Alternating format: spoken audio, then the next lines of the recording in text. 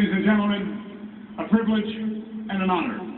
On behalf of the Padre organization, on behalf of all my fellow broadcasters who are lucky enough, like I was, to broadcast these games and watch this player play, on behalf of all of you in this stadium today and all of you watching on Channel 4 and listening on AA Sports Radio, I present to you a great player, a great talent, a great competitor, and a great Padre, number 51, Trevor Hoffman.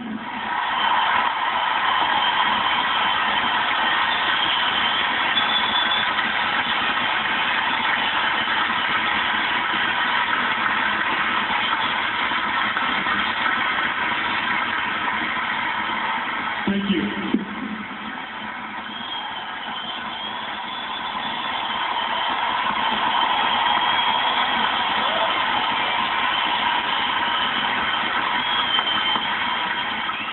Thank you. You know, I'm going to take a little page out of Tony's book, and that's what I'm going to say is thank you, thank you, thank you. This has been an unbelievable day. Have a seat. Let's sit down and talk for a little bit. How do you top all this? This is unbelievable. I mean, a guy's dream come true to have something like this bestowed upon one person. To hear all these wonderful things said about you and talked about, and people come back and see you. It's hard to put this in perspective. It's something I just kind of pinch myself and go, this is amazing.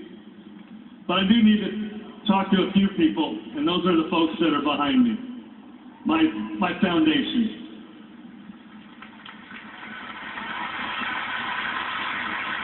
And that starts with Tracy, my wife.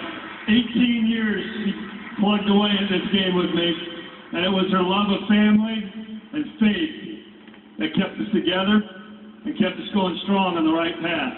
Because every time I go off to work, she'd make sure that I was ready to go. I was focused. I was prepared to do my job. I love you for that, honey. I can't thank you enough for being able to do that for me. You gave me 3 wonderful children, 3 wonderful boys, Brody, Quinn, and Wyatt. If this doesn't touch your heart, I don't know what will, boys. This is something that one person doesn't deserve all this. You guys have had an opportunity to grow up in that clubhouse your whole life. And I hope you understand the quality of people that you've been in contact with your whole life that have walked through those doors. Whether it starts with Brian and Tony and Spence and all the rest of the crew, the things that you learned. You were raised by a village. A lot of the things that Mom and Dad talked to you about and the things that Grandma showed you, we're living in that clubhouse. It was a privilege to be in there, and I appreciate the way you guys respected that. I had an opportunity to watch Tony again raise Anthony into a fine young man. Somebody that I'm proud to know and somebody I'm proud to have competed against.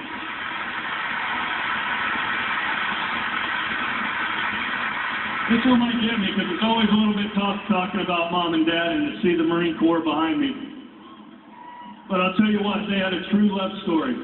A love story that inspired all of us kids. And we miss them. But it was their commitment to values that they passed on to all 3 of us.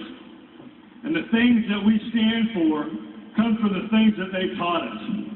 And it gives me great pleasure, Mom, to say I love you and I thank you for the things that you taught us.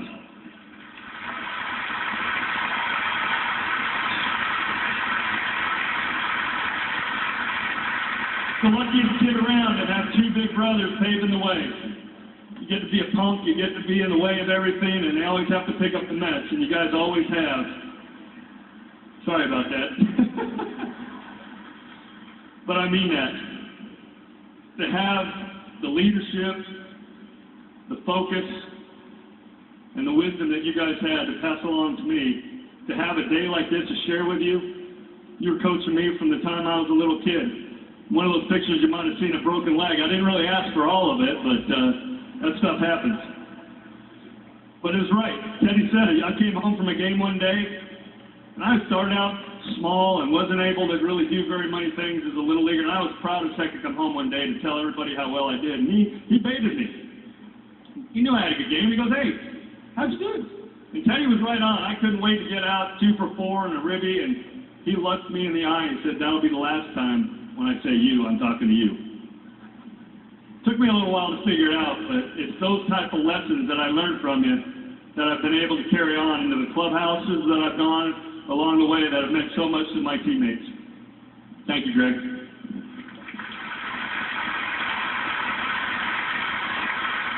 And I got big brother Glenn here.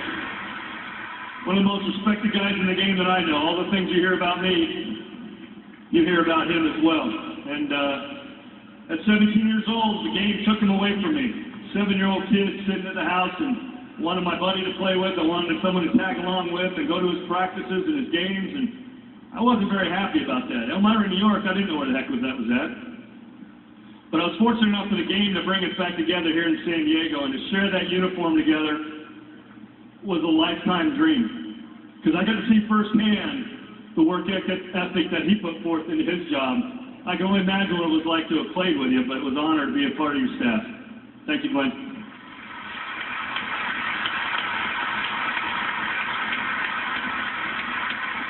We definitely walked down memory lane, didn't we? Seeing all my former teammates and stuff coming out. I'll tell you, you guys came from far and wide, and I appreciate you guys making the time to be here with us today. The times that we spent competing inside these lines is something that is sacred. I took it serious every time we had a chance to come on this field. But inside that clubhouse is just as sacred, and I appreciate the times that you shared with me and the love that you showed me and the emotions that we shared was very impressive, and I appreciate being a part of that. To you fans, wow. Thank you. Randy Smith brought me over here from Florida. Had no idea what I was going to be walking into, and Glenn said a long time ago, this is going to be the best movie of your career. You were right. You guys have always had my back, and I appreciate every opportunity I had to step on this mound, step at Jack Murphy, Qualcomm, to do my work for you guys. I was wanting to make sure that I did the job that was in front of me to the best of my ability each time I popped out in front of you.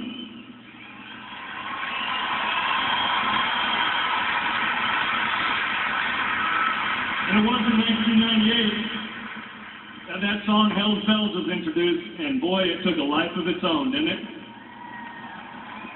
I can't begin to tell you the emotions that one person can feel sitting 450 feet away, waiting for that first bell to hit, so I could feel the energy from all of you guys.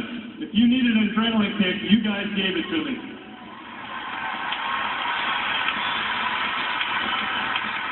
I've had an opportunity to go across the leagues, the major leagues, and see a lot of the numbers that are displayed proudly in each ballpark that's there. And you understand who they represent and what they stood for. And today is an emotional day, it's a special day, and I want to thank all our ownership here to bestow this great honor on me, the opportunity to have played for Mr. Attanasio in Milwaukee, and the folks in Florida. They're forever indebted to me. I appreciate everything you guys gave me. When I look up there and I see that number, I want you guys to remember that that guy cared about being a teammate and that he understood that to achieve true success, there's no shortcuts. Thank you.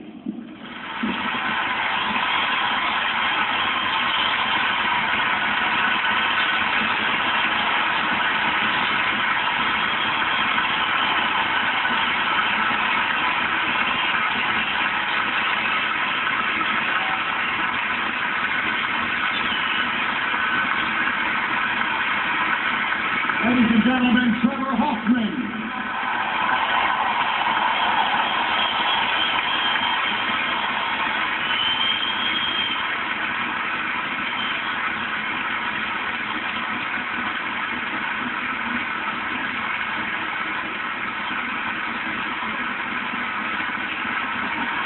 Thank you, Trevor. What's that?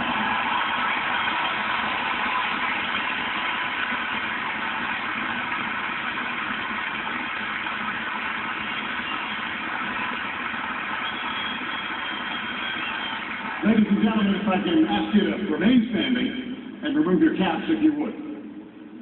Behind me, and how fitting, the United States Marine Aviation Logistics Squadron Color Guard. We've talked so much about the dad, Ed Hoffman today, a United States Marine fighting in Iwo Jima for his country. And not just a great father and husband as we've seen today, but a gentleman who loved baseball as he loved his boys, loved to sing, sang the national anthem at Angels games, passed away in 1995. Here's another gift from the Padre organization for Trevor, for Mickey, for Greg, and for Glenn. From the day in 1981, when Ed Hoffman sang the national anthem at Fenway Park in Boston on opening day, introduced by the late great and a dear friend, then the voice of the White Sox, Harry Carey. Ed Hoffman will be singing our national anthem from Southern California, and his son is just as proud of him as he must be of his son. The father singing the national anthem, the son playing shortstop. It's a great hand from the crowd. And now, ladies and gentlemen, let's all enjoy our national anthem. Oh, say, can you see by the starry light what so proudly we hail at the twilight's last gleaming, whose broad skies and thy stars through the perilous fight for the ramparts we watch were so gallantly streaming, and the rockets rolling there, the bumpers steer, safe through the night, that our flag was still there. Oh, say does that star-spangled banner wave for the land of the free and the home of the brave.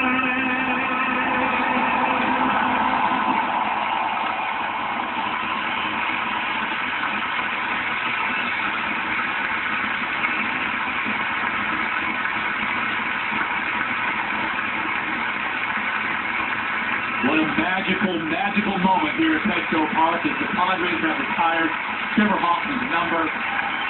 Ed Hoffman, his father, on tape singing the national anthem from opening day 1981 at Fenway Park. Trevor said it himself in his speech. How can you put words to this?